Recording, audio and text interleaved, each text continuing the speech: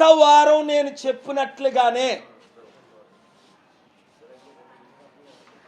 ఫిబ్రవరి 22 వారం వరకు మాత్రమే ట్రంప్ గారు ఫిబ్రవరి 5లో నాకు ఇచ్చిన వాగ్దానం ప్రకారం వాషింగ్టన్ డీసీ ఇరాన్ని అటాక్ చేయరు అని ఇరాన్ లీడర్షిప్తో పదే పదే చెప్పాను. ఎందుకంటే అనేక సంవత్సరాలుగా నేను ఇరాన్కి స్టేట్ గెస్ట్గా వెళ్తున్నాను, ఇజ్రాయెల్కి స్టేట్ గెస్ట్గా వెళ్తున్నాను. మొట్టమొదట నా 747లో వెళ్ళినప్పుడు 2004లో రెడ్ కార్పెట్తో రిసీవ్ చేసుకొని నాతో పాటు ఇథియోపియన్ ప్రెసిడెంట్ కూడా ఉన్నారు శాంతి కొరకు.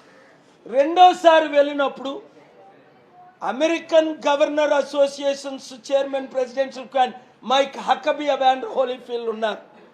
అదే సమయంలో 18 పొలిటికల్ పార్టీ మన ఎంపీలు, మన కిరణ్ రిజిజు బీజేపీ తరపున, కాంగ్రెస్ తరపున, టీడీపీ అనేక మంది నాతో ప్రయాణం చేశారు శాంతి కొరకు. ఎందుకు అంటే మన దేశం శాంతిని నడపాలి. ఇప్పుడు జరుగుతున్న యుద్ధం ఇజ్రాయెల్, అమెరికా, ఇరాన్ మధ్య ఇంకొక 3 రోజులు గడిచినా ఇది 3వ ప్రపంచ యుద్ధం జరుగుతుంది. కాబట్టి నేను ముఖ్యంగా ఇప్పుడు ఇంగ్లీష్లో మాట్లాడి ప్రపంచ నాయకులందరినీ కోరేది ఏంటంటే, ముఖ్యంగా ఇప్పుడు శాంతికి అవకాశం ఇవ్వండి. 3 దేశాల మధ్య నేను శాంతి దూతగా ఉన్నాను కాబట్టి ఇజ్రాయెల్, ఇరాన్, అమెరికాలో నేను స్టేట్ గెస్ట్లుగా ఉన్నాను కాబట్టి నిష్పక్షపాతంగా శాంతి నెగోషియేషన్స్ నేను చేస్తాను. రెండోది నేను రిక్వెస్ట్ చేసింది ఏంటంటే, చాలా ప్రజలందరూ ప్రార్థించండి. ఎందుకు? అన్ని మతాల వారు, ప్రభు బిడ్డలందరూ ప్రార్థన శాంతి సభ పెట్టాను ఫిబ్రవరి 22ని. 200 దేశాల్లో 14 స్పీకర్స్ని 2 మినిట్స్ మాట్లాడమని పిలి ఆ శాంతి సభను అడ్డుకున్నారు. ఎవరి ద్వారా? తమిళనాడు ముఖ్యమంత్రిని రానివ్వకుండా, పర్మిషన్లు ఇవ్వకుండా. చివరికి కోర్టుకి వెళ్తాం ఫ్రైడే, శుక్రవారం అంటే ఒక రోజు ముందు ఆదివారం మీటింగ్కి పర్మిషన్ ఇచ్చారు. తద్వారా మేము అనుకున్న 200 దేశాల్లో 200 కోట్ల మందిని లైవ్ రీచ్ అవ్వలేకపోయాం.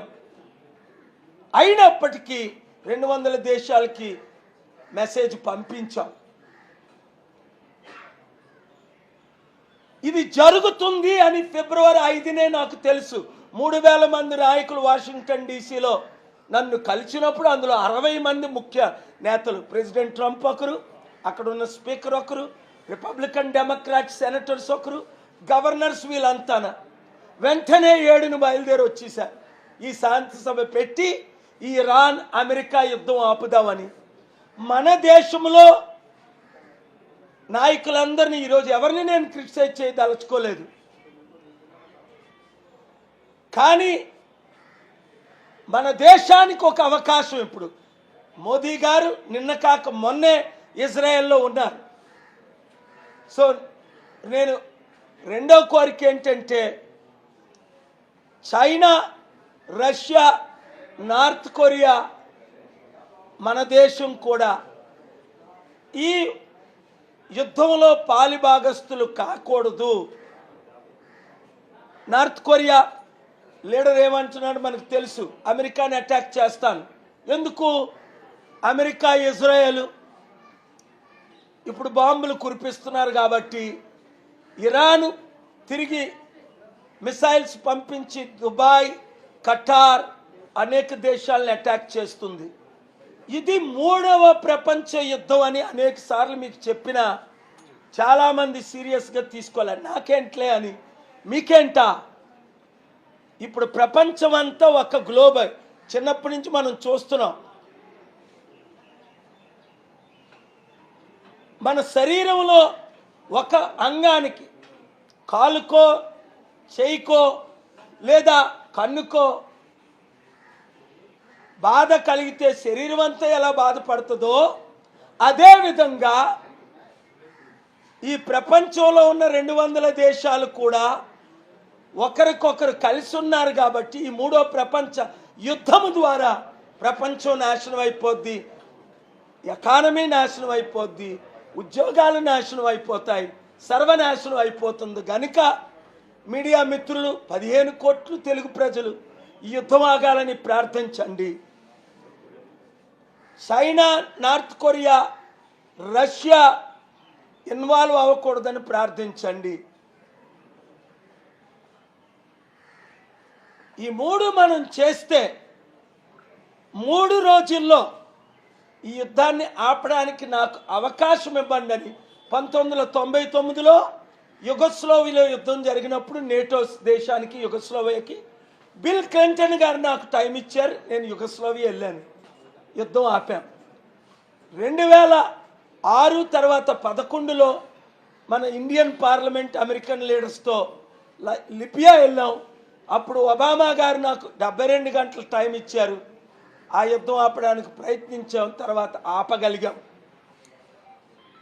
2002లో ఇండియా పాకిస్తాన్కి నాకు అవకాశం ఇచ్చారు, పాకిస్తాన్ వెళ్ళాను, వాజ్పేయి గారితో ఇక్కడ కలిసాం, ఆ యుద్ధం ఆపాం. 2003లో లైబీరియా 30 రోజులు ఉన్నాను, అంత పెద్ద యుద్ధం, అది ఆపగలిగాం. 2000లో హూటు టూటీస్ బురుండి రవాండా పార్లమెంట్లో స్పీచ్ ఇచ్చి ఆ యుద్ధం ఆపాం. ఇది అన్నిటికంటే చాలా డేంజరస్ యుద్ధం. ఎందుకు? ఇది ప్రపంచ అగ్రరాజ్యాలు, ఒకవైపు అమెరికా, ఇజ్రాయెల్, ఇంకొక వైపు చైనా, రష్యా, నార్త్ కొరియా, మధ్యన ఇరాన్ ఉంది, మధ్యన మన దేశం ఇండియా ఉంది. కనుక ఇది చాలా సీరియస్ అని గమనించండి. మీడియా మిత్రులారా, ఈ యుద్ధం ఆగినంత వరకు మీరు మీ ఛానల్లో శాంతి కొరకు మాత్రమే మాట్లాడండి, రాజకీయాలు పక్కన పెట్టండి. ఎందుకంటే ప్రార్థనల ద్వారా మన ప్రయత్నాలు ఏది ఫెయిల్ అవ్వలేదు, ఇక అవ్వం కూడా. Thank you very much, God bless you. मैं 1-2 मिनट हिंदी में बात करने के लिए बोल रहा है। भाई साहब, अभी जो युद्ध चल रहा है वो इजराइल, यूएस का ईरान का बीच में, ये बहुत बड़ा डेंजरस युद्ध है। अभी नहीं रुकने से जितना दुनिया में 200 देश है सबको नुकसान होगा। इसीलिए मैं अनुरोध कर रहा हूं, चाइना, रशिया, नॉर्थ कोरिया, हमारा देश को ये युद्ध में शांति के लिए आप लोग मदद देना। नंबर 2, मैं ईरान में 3 बार स्टेट गेस्ट था, दूसरा प्रेसिडेंट को लेके, वो लोग मेरे को बहुत सम्मान देते हैं। इजराइल का स्टेट गेस्ट था, अमेरिका का स्टेट गेस्ट, इसीलिए मेरा को मौका दीजिए। ये 3 दिन में ये युद्ध रुकने के लिए, और मैं प्रेसिडेंट ट्रंप से अनुरोध कर रहा हूं, प्राइम मिनिस्टर नेतन्याहू से अनुरोध कर रहा हूं, प्रेसिडेंट ईरान लीडरशिप से अनुरोध कर रहा हूं, मेरे को मौका दीजिए। अब आप लोग को अनुरोध कर रहा हूं। नंबर 3, दुआ करिए, हमारा देश इस शांति को कैसे रुकेंगे। जितना मुख्यमंत्री है, आज मैं जा रहा हूं वेस्ट बंगाल, कलकत्ता, माननीय श्री मुख्यमंत्री ममता बनर्जी से भी मिलने के लिए। तो अभी चेन्नई से आया हूं। सब लोग जितना है सब मिलके ये युद्ध रुकने के लिए हम लोग प्रयास करने चाहिए। Thank you very much, God bless you. TTD chairman videos బయటకు వచ్చినాయి. ఒక దేవాలయం చైర్మన్ గా ఉండి ఆయన నైతికంగా అటువంటి ప్రవర్తన అనేది ఏమంటారు? ఈరోజు మనం లోకల్ పాలిటిక్స్ గురించి మాట్లాడదలుచుకోలేదు.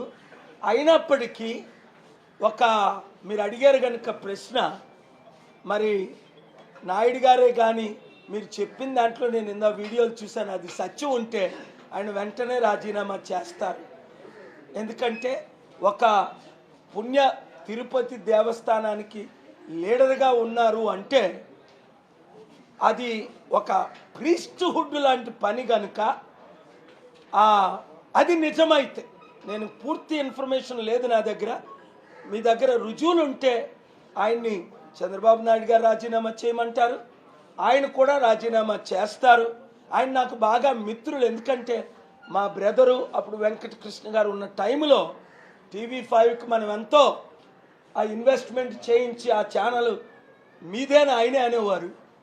సో ఆ ఛానల్కి చెడ్డ పేరు రాకూడదు, అలాగే తిరుపతికి చెడ్డ పేరు రాకూడదు.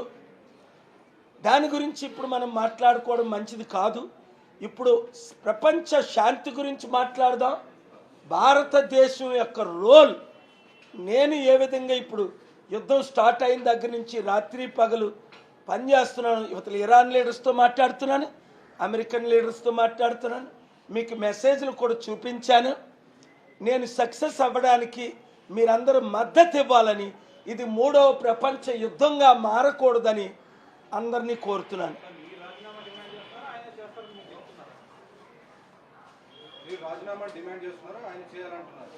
మోరల్గా ఒకప్పుడు ఇలాంటి ఆరోపణలు వచ్చినప్పుడు, కొన్ని తిరుపతిలో ఈ లడ్డు వివాదం వచ్చినప్పుడు రాజీనామా చేయమని డిమాండ్ చేశాను. ఎందుకంటే వివాదాల్లో ఉండకూడదు, ఒక తిరుపతి పుణ్యస్థానంగా, ఒక మందిరం కానీ చర్చికి కానీ. సో ఇది నిజమైతే ఆయన రాజీనామా చేస్తారు. ఆయన గురించి నాకు అనేక సంవత్సరాల నుంచి తెలుసు కనుక ఒక మోరల్ స్టాండ్ మీద ఆయన, అది చూడాలి, ఇన్వెస్టిగేషన్లో తెలుస్తుంది. నేను దాని గురించి ఈ ఇరాన్ యుద్ధం అయిపోయిన తర్వాత నేను మాట్లాడతాను. ఎందుకంటే అది ఎవరైనప్పటికీ రాజకీయాలకు అతీతంగా ఓ పుణ్యస్థానాన్ని ఒక ఆత్మీయంగా నడిపించాలి కనుక, అదొక ఆర్చ్ బిషప్ అయినా ఒక క్యాథలిక్ ప్రీస్ట్ అయినా పవిత్రంగా నడిపించిన వారే. ఇప్పటికే చాలా కాంట్రవర్సీ రాబట్టి నేను సుప్రీంకోర్టుకి వెళ్ళి అందరి నోరులు ముగించాను. అప్పుడు ఆ పవన్ కళ్యాణ్ ఏ పిచ్చి పిచ్చి వాగుళ్ళు వాగేవాడు, ఇదంతా కల్తీ జరిగిపోయింది నెయ్యిలో అని, అవన్నీ నేను నోరు మీమింది సుప్రీంకోర్టుకి వెళ్ళాను, నోరు ముగించాను. ఎందుకంటే ప్రజల మనోభావాలు, వాళ్ళు హిందువులు అవ్వచ్చు, ముస్లిమ్స్ అవ్వచ్చు, క్రిస్టియన్స్ అవ్వచ్చు, ప్రజల మనోభావాల్ని దెబ్బతీయకూడదు. Thank you. సార్, ఈ మధ్య రాజ్యసభ మీద దేశంలో పెద్ద ఎత్తున చర్చ జరుగుతుంది సార్. అంటే మీరు ఇన్ని పరిచయాలు అంటుంటారు, ఇవన్నీ అంటుంటారు, ఎందుకు రాజ్యసభకు వెళ్ళలేదు? ఎలాగో మీరు రాష్ట్రంలో పార్టీ పెట్టారు, ఎక్కడ కూడా అంటే ప్రజల్లోకి వెళ్ళే పరిస్థితి లేదు. అట్లీస్ట్ మీకు ఉన్నటువంటి పరిచయాలు, అమిత్ షా అంటారు, పురుషోత్తం రూపాలు అంటుంటారు, అన్ని రాష్ట్రాల ముఖ్యమంత్రితో మాట్లాడతాం అంటుంటారు కదా, ఎందుకు ఆ ప్రయత్నాలు చేయరు? చూడు Raju, very good question. In 2005, then my dear friend Chandrababu Naidu offered Rajya Sabha to me or my brother. I didn't accept because 13 were in demand if they would have given. 2012, Sri Ahmed Patel ji came, met me 6 hours and 3 hours, offered Rajya Sabha, and foreign minister, all, Madam Sonia ji, all know it. I didn't feel the need for entering Rajya Sabha. And 2014, 15, 16, Honorable Prime Minister Modi ji, especially my good friend Amit Shah ji, Rupala ji, asked me to take Rajya Sabha seat and Deputy Foreign Minister to enter. But I refused to do so. But now if there is a need for my presence in Rajya Sabha, I will pray about it, and if there is an offer, I will consider it. If there is a need, and let me think about it.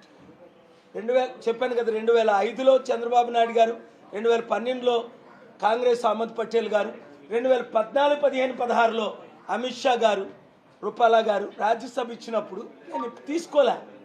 నా వలన దేశానికి లాభం జరుగుతుంది అంటే, మంచి మనసుతో ఎవరైనా ముందుకొస్తే, అది కరెక్ట్ పార్టీ అయితే, నేను కూడా రాజ్యసభలో అడుగు పెడితే మంచిది అవుతుంది అని అంటే, కమిటీలో నిర్ణయం తీసుకొని ఆల్రెడీ 2-3 చర్చలు జరుగుతున్నాయి. దాన్ని బట్టి ఆలోచిస్తాం. నేను ప్రజలకు సర్వ్ చేస్తున్నాను. 788 ఎంపీలు ఉన్నారు. నేను ఎంపీని కాకపోయినా ప్రపంచమంతా దేశమంతా సర్వ్ చేస్తున్నాను. ఈ విధంగా నేను కంటిన్యూ అవుతాను.